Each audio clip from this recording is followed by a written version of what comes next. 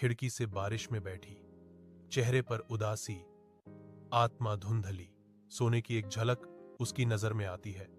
उसे अपने बिस्तर के नीचे छिपा हुआ एक ऊनी गेंद मिलता है, एक भूला हुआ खजाना।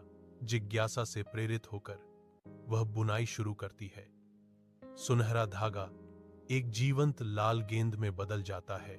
जैसे ही आखिरी लूप कसता है, लाल गेंद धड़कती है, जीवन उसके रूप में उमड़ता है।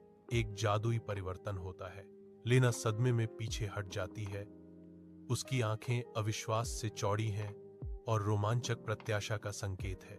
एनिमेटेड गेंद चंचल रूप से उछलती है और लीना का आश्चर्य तुरंत सरासर निर्बाध उत्साह में बदल जाता है। लीना का चेहरा गिर जाता है क्योंकि कुची विफल हो जाता है।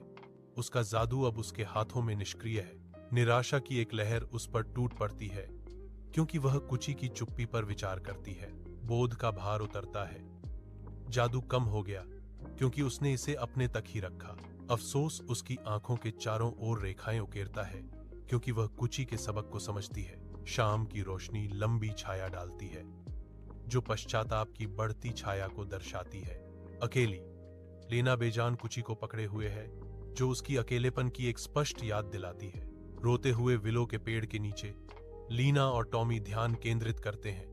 कुची नाम फुसफुसाते हैं क्योंकि उनके आसपास हवा में जादू होता है। एक स्लाइड अस्तित्व में चमकती है। इसकी चिकनी सतह चमकती है।